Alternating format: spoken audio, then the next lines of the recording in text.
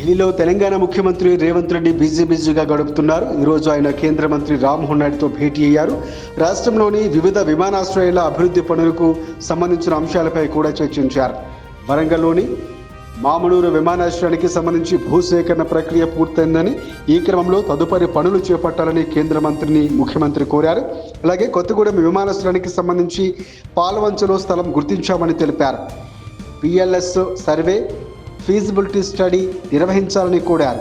ఆదిలాబాద్ విమానాశ్రయానికి సంబంధించి అదనంగా 249.82 ఎకరాల కేంద్ర ప్రభుత్వానికి ఇచ్చేందుకు సిద్ధంగా ఉన్నట్లు తెలిపారు. ముఖ్యమంత్రి రేవంత్ రెడ్డి రైల్వే మంత్రి అశ్విని వైష్ణవ్ను కూడా కలిశారు. తెలంగాణ రాష్ట్రానికి సంబంధించిన రైల్వే ప్రాజెక్టులపై ఆయనతో చర్చించారు.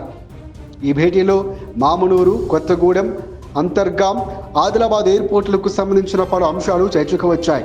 మామనూరు విమానాశ్రయానికి భూసేకరణ పూర్తి కావడంతో అవసరమైన నిర్మాణ పనులు వెంటనే చేపట్టాలని కేంద్ర మంత్రికి సీఎం రేవంత్ రెడ్డి వినతి చేశారు. అలాగే కొత్తగూడెం ఎయిర్పోర్టు కోసం పాల్వంచలో స్థలం గుర్తించినందున అబ్స్ట్రక్షన్ లిమిట్ సర్వే, ఫీజిబిలిటీ స్టడీలు త్వరగా నిర్వహించాలని విజ్ఞప్తి చేశారు. అంతర్గాం ఎయిర్పోర్టు కోసం ప్రత్యామ్నాయ స్థలం గుర్తించినట్లు తెలిపిన సీఎం వెంటనే అనుమతులు మంజూరు చేయాలని కూడా కోరారు. ఆదిలాబాద్ ఎయిర్పోర్టు విషయంలో అదనంగా 249.82 ఎకరాల భూమి కేంద్ర ప్రభుత్వానికి సిద్ధంగా ఉందని సీఎం రేవంత్ రెడ్డి తెలిపారు. ఈ ఎయిర్పోర్టులో నిర్మాణానికి 1 సంవత్సరంలోనే పూర్తి చేసి ఎయిర్ బస్సు సర్వీసును ప్రారంభించాలని కూడా లక్ష్యంగా పెట్టుకున్నట్లు ముఖ్యమంత్రి మంత్రికి వివరించారు.